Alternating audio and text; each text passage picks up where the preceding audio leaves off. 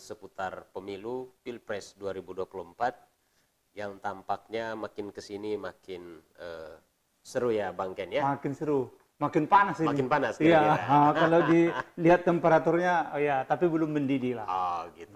Panas. Boleh beri update sedikit dulu Bung Ken. Iya. Ini tahapan pemilu kita kan sudah masuk di masa kampanye ya saat ini ya. Iya. Situasinya kira-kira seperti apa?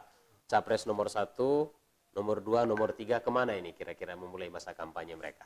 Iya, baik.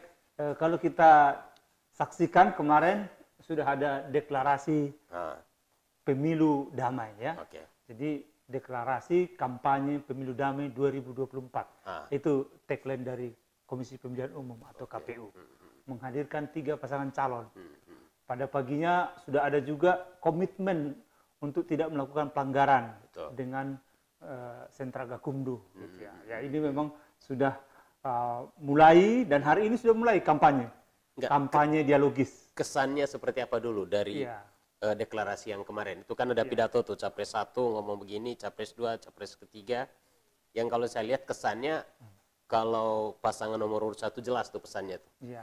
Jangan sampai deklarasi ini hanya selesai durangan ini, lalu terus pasangan Prabowo dia sangat optimis, yakin bahwa penyelenggara pemilu atau pemilu besok berlangsung dengan adil, aman, dan damai. Iya. Dan pesan cukup serius juga disampaikan oleh pasangan Capres nomor urut 3. Tapi kesan secara umum dari Bung Ken terkait deklarasi kemarin itu apa? Ya, ini memang ritual ya. Buktinya nanti di lapangan. Di lapangan kan? Bahwa dari sekarang kalau pernyataan nomor urut 1 ya, Mas Anies Baswedan itu menyatakan ya harus kali ini pemilu diingatkan terus soal netralitas, soal kecurangan, narasi-narasi seperti itu. Saya kira memang menjadi peringatan karena sebelum deklarasi kampanye damai ini sudah ada laporan. Ya, Desa Bersatu dan laporan dari teman-teman itu katakanlah misalnya dari pelapor ya, salah satunya kan Perhimpunan Pemilih Indonesia. Kemarin saya dapat kabar ternyata tidak diregistrasi, alasannya tidak lengkap.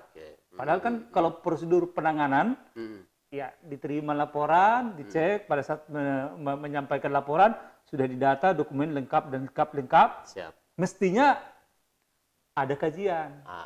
Apakah ini ada pelanggaran atau bukan pelanggaran pemilu misalnya gitu. Ini belum ada, tidak diregistrasi. Nah ini apa namanya salah satu poin penting bahwa kita harus terus mengawasi penyelenggara pemilu, dalam hal ini kan Bawaslu ya. Betul. Begitu juga nanti KPU. Nah, deklarasi kampanye damai kemarin ini juga kalau kita cermati, di situ juga sudah terlihat seperti apa nanti mereka ini akan melakukan kampanye. Kampanye damai bukan berarti tidak boleh kritis loh. Ya, harus betul, kritis. Betul. Asal jangan melanggar ketentuan Undang-Undang Pemilu nomor 7 2017. Apa saja itu nanti kan bisa kita lihat, misalnya tidak menghasut, ya kan, tidak apa namanya menyebar hoax ya, artinya kan harus berdasarkan fakta.